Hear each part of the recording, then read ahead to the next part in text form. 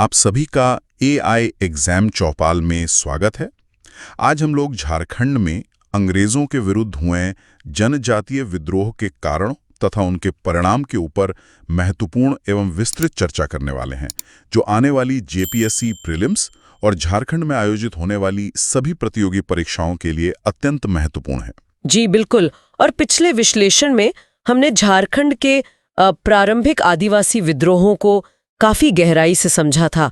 विशेषकर तिलका मांझी के विद्रोह तक की घटनाओं को हमने कवर किया था। हाँ, वहाँ ये एकदम स्पष्ट हो गया था कि कैसे उन शुरुआती संघर्षों ने भविष्य के बड़े आंदोलनों की नींव रखी थी, और ये भी कि तिलका मांझी का विद्रोह एक टर्निंग पॉइंट कैसे साबित हुआ था। एकदम सही। और यहाँ ये समझना सबसे दिलचस्प है कि कैसे छोटे और स्थानीय स्तर के विद्रोह धीरे धीरे बड़े जन आंदोलनों मतलब मास मूवमेंट्स में बदल गए। तो क्या हम कह सकते हैं कि 19वीं सदी में कुछ बहुत बड़े बदलाव हुए थे? बिल्कुल हुए थे।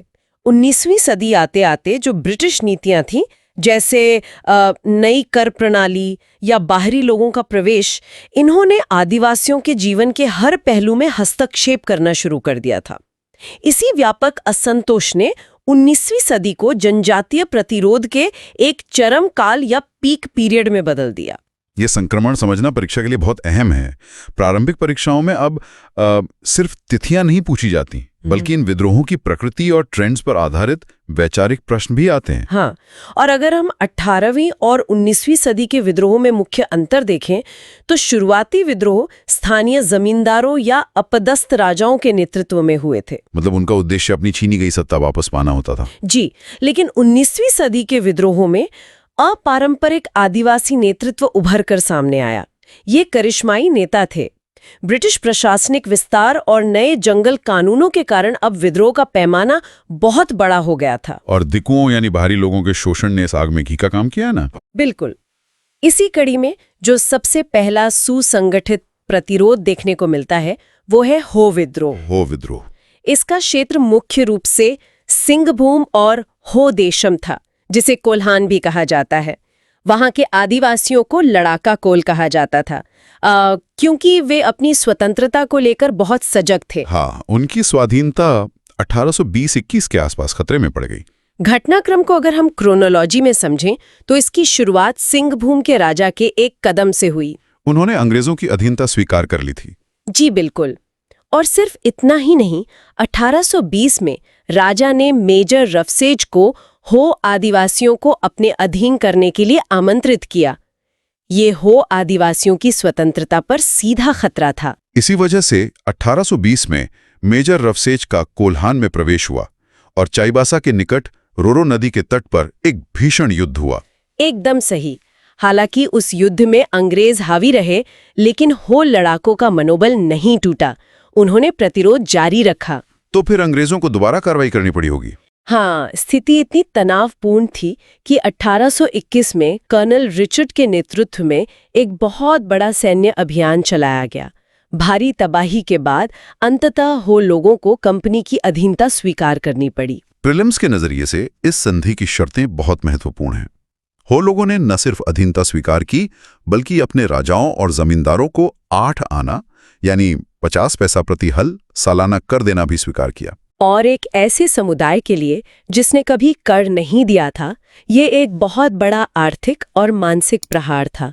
इसके बाद जो असंतोष पनपा, उसने झारखंड के पहले सबसे सुसंगठित और व्यापक विद्रोह को जन्म दिया, कोल विद्रोह, जो 1831 से 1832 ईस्वी तक चला। ये परीक्षा के लिए वेरी इंपॉर्टेंट है। बिल्कुल। ये इतना व्यापक था कि छोटा नागपुर खास पलामू, सिंहभूम और मानभूम तक फैल गया था। इसमें मुंडाओं के साथ हो, चेरो और खरवाड़ जनजातियों ने भी हिस्सा लिया था। लेकिन यहाँ परीक्षार्थियों को ध्यान देना चाहिए कि इतने बड़े फैलाव के बावजूद हजारीबाग का क्षेत्र इस विद्रोह से पूरी तरह अछूता रहा था। ये एक बहुत ही शानदार एलिमिनेशन फैक्ट है परीक्षा के लिए। अब अगर हम इसके कारणों की बात करें तो भूमि संबंधी असंतोष सबसे बड़ा कारण था। दिकुओं द्वारा भारी शोषण हो रहा था। और एक बहुत ही अजीब सांस्कृतिक हस्तक्षेप भी हुआ था। 1824 में आबकारी कर लगा दिया गया था, जिसे पचुई कहा जाता है। जी, पचुई कर। ये आदिवासियों के पारंपरिक पे हड़िया पर लगाया गया था। हालांकि इसे बाद में हटा लिया गया, लेकिन इसने आदिवासियों के मन में गहरा रोष पैदा कर दिया था। इसी रोष को दिशा दी सिल्ली के बुधु भगत, सिंह रायमान की, बिंद रायमान की और सुरगा मुंडा जैसे मजबूत नेताओं ने। और इनका जनसंपर्क का तरीका देखिए। इस विद्रोह में एकजुटता कायम करने के लिए तीर का प्रयोग प्रतीक चिन्ह के रूप में किया गया। विद्रोही गांव-गांव तीर भेजकर लोगों को जोड़ रहे थे। संचार का ये बहुत ही अद्भुत तरीका था, लेकिन इस विद्रोह का दमन भी बहुत क्रूरता से हुआ था ना। जी, कैप्टन इम्पे ने इसे बहुत निर्ममता से दबाया। 1831 में बुधु भगत पर अंग्रेजों ने 1000 रुपए का इनाम रखा था और अंततः कैप्टन इम्पे की सेना के खिलाफ लड़ते हुए बुधु भगत मारे गए। बुधु भगत का मारा जाना एक बड़ी घटना थी, लेकिन इस विद्रोह के जो प्रशासनिक परिणाम हुए वे परीक्षा के लिए और भी ज्यादा अहम हैं। बिल्कुल, अंग्रेजों को समझ आ गया था कि सामान्य कानून यहाँ काम नहीं करेंगे, इसलिए 1833 का रेगुलेशन 13 लागू किया गया। और फिर 1834 में दक्षिण पश्चिमी सीमांत एजेंसी यानी SWFA का गठन हुआ। एकदम सही। और कैप्टन थॉमस विल्किंसन इसके प्रथम एजेंट बने, जिन्हें स्थानीय लोग प्यार से किशुन साहिब कहते थे। इसी के तहत मानकी मुंडा पद्धति को भी मान्यता दी गई। ये प्रशासनिक सुधार तो हो गए, लेकिन असंतोष पूरी तरह खत्म नहीं हुआ था। इसी समय मानभूम क्षेत्र में 1832-33 में एक और बड़ा विद्रोह हो रहा था, भूमिज विद्रोह, जिसे अंग्रेजों ने गंगा नारायण का हंगामा कहा था। पर अगर हम गौर करें तो गंगा नारायण को उनकी जागीरदारी से वंचित करना एक बड़ा कारण था। और इसके साथ ही एक नया कर भी जोड़ दिया गया था, घर टकी कर। इस कर ने आम भूमिज आदिवासियों को भी गंगा नारायण के साथ खड़ा कर दिया। इस विद्रोह की शुरुआत बहुत ही नाटकीय तरीके से हुई थी। 6 अप्रैल 1832 को बड़ा भूम के दीवान माधव सिंह की हत्या कर दी गई। माधव सिंह बहुत ही अत्याचारी दीवान था। उसकी हत्या के बाद ये विद्रोह मानभूम और सिंहभूम के क्षेत्रों में तेजी से फैल गया। इस विद्रोह का दमन भी उन्हीं अधिकारियों ने किया जो कोल विद्रोह में शामिल थे, कैप्टन विल्किंसन और डेंट। हाँ, लेकिन गंगा नारायण की मृत्यु अंग्रेजों के हाथों नहीं हुई। 1833 में खरसावां के ठाकुर चेतन सिंह ने गंगा नारायण पर हमला किया, उनका सर काटकर विल्किंसन को भेज दिया। ये फूट डालो और राज करो की नीति का स्पष्ट उदाहरण था। प्रीलिम्स के तथ्यों के हिसाब से इस विद्रोह का परिणाम क्या रहा? इसका सबसे बड़ा परिणाम ये था कि जंगल महाल जिला समाप्त कर दिया गया और 1833 में मानभूम को एक नया जिला बनाया गया। ये बहुत महत्वपूर्ण फैक्ट है। अब अगर हम वापस सिंहभूम क्षेत्र का रुख करें तो 1837 में हो जनजाति ने फिर से हथियार उठा लिए थे। जी, इसे पोटो हो या पोटो सरदार के विद्रोह के नाम से जाना जाता है। लेकिन 1821 में तो उन्होंने अधीनता स्वीकार कर ली थी। तो फिर 1837 में ये विद्रोह क्यों हुआ? इसका कारण था विल्किंसन रूल। ब्रिटिश प्रशासन ने कोल्हान पर अपना नियंत्रण और कड़ा करने के लिए ये नियम लागू किया, जो आदिवासियों के आंतरिक मामलों में सीधा हस्तक्षेप था। और इसी के विरोध में पोटोहो ने लड़ाकों को संगठित किया। 18 नवंबर 1837 का सेरेंसिया घाटी का युद्ध बहुत ही प्रसिद्ध है। बिल्कुल, सेरेंसिया घाटी में कैप्टन आर्मस्ट्रॉन्ग की सेना और पोटोहो के लड़ाकों के बीच एक खौफनाक जंग हुई। तीर, कमान और आधुनिक हथियारों का ये टकराव था। अंततः अंग्रेजों ने विद्रोह को कुचल दिया और 1 जनवरी 1838 को जगन्नाथपुर में पोटोहो को सार्वजनिक रूप से फांसी दे दी गई, ताकि पूरे इलाके में खौफ पैदा किया जा सके। लेकिन ये खौफ ज्यादा दिन काम नहीं आया, क्योंकि इसके कुछ ही सालों बाद झारखंड के इतिहास का सबसे बड़ा और खूनी विद्रोह सामने आया, संथाल हूल। संथाल हूल 1855-56 ये तो पूरे भारत के इतिहास में एक मील का पत्थर है। इसका मुख्य क्षेत्र दामिन एको यानी संथाल परगना था। इस अनुभाग को अल्ट्रा डिटेल में समझना जरूरी है। इसके कारण बहुत गहरे थे।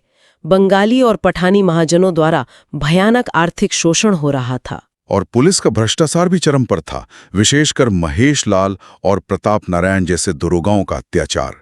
जमींदार भी अपनी मनमानी कर रहे थे। जब शोषण की अति हो गई तो सिद्धू कान्हू, चांद भैरव और उनकी बहनें फूलों और झानों ने इस ऐतिहासिक जनक्रांति का नेतृत्व किया। 30 जून 1855 को भोगनाडीह से इस विद्रोह की शुरुआत हुई थी। जी, लगभग 10,000 संथाल हथियार लेकर जमा हुए थे और वहीं पर वो ऐतिहासिक नारा दिया गया, अपना देश और अपना राज। अपना देश और अपना राज, ये सीधे तौर पर ब्रिटिश सत्ता को चुनौती थी। ये विद्रोह हजारीबाग और वीरभूम तक फैल गया था। बिल्कुल, हजारीबाग और वीरभूम में भी स्थानीय नेताओं ने कमान संभाली। विद्रोहियों ने थानों और रेलवे स्टेशनों पर हमले किए।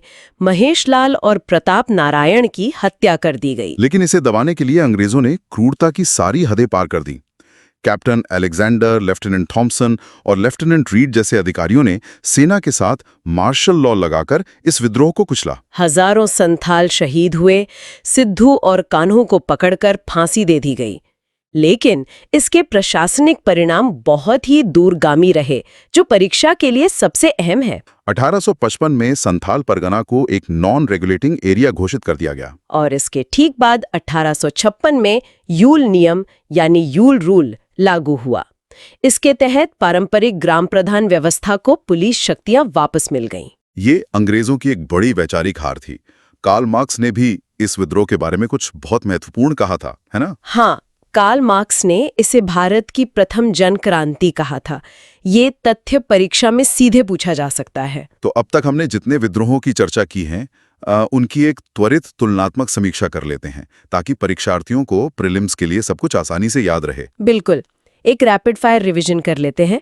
शुरुआत 1820-21 के हो विद्रोह से, क्षेत्र सिंहभूम और अंग्रेज अधिकारी मेजर रफसेज। उसके बाद 1831-32 में कोल विद्रोह, क्षेत्र छोटा नागपुर, मुख्य नेता बुधु भगत और दमनकर्ता कैप्टन विल्किंसन और इम्पे।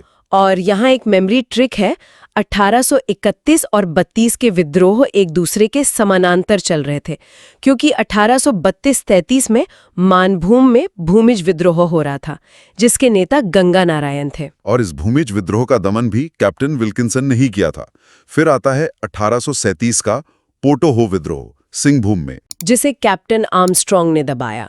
और अंत में 1855-56 का संथाल विद्रोह, संथाल परगना में सिद्धू कान्हू के नेतृत्व में। जीपीएससी में प्रश्न पूछने का जो पैटर्न है, उसमें मैच द फॉलोइंग यानी मिलान करने वाले प्रश्न बहुत आते हैं। कालक्रम या क्रोनोलॉजी सेट करने को कहा जाता है। जी, इसीलिए परीक्षार्थियों को पचुई और घर टके जैसे करों के नाम एकदम उंगलियों पे याद रखने चाहिए, और दमनकर्ताओं जैसे विल्किंसन, आर्मस्ट्रॉन्ग और अलेक्जेंडर को सही विद्रोह के साथ सुमेलित करना आना चाहिए। ये रैपिड रिवीजन परीक्षा से ठीक पहले बहुत काम आने वाला है। बिल्कुल। और अंत में एक विचारणीय बिंदु जो मैं छोड़ना चाहूंगी, ये सारे विद्रोह महज स्थानीय दंगे या लगान ना चुका पाने का गुस्सा नहीं थे। तो ये क्या थे आपके नजरिए से? ये अपनी पहचान, अपने जल, जंगल और जमीन को बचाने की एक बेहद स्पष्ट वैचारिक लड़ाई थी। इस प्रतिरोध ने आगे चलकर भारतीय स्वतंत्रता संग्राम को एक अघोषित दिशा और ऊर्जा प्रदान की। या एग्जाम चौपाल को लाइक अवश्य करें, अपने मित्रों और अन्य परीक्षार्थियों के साथ शेयर करें, ताकि वे भी इसका लाभ उठा सकें। और ऐसे ही जेपीएससी तथा अन्य प्रतियोगी परीक्षाओं के लिए महत्वपूर्ण और विस्तृत विश्लेषण के लिए एआई एग्जाम चौपाल को सब्सक्राइब अवश्य करें। अपनी तैयारी मजबूत रखें। धन्यवाद।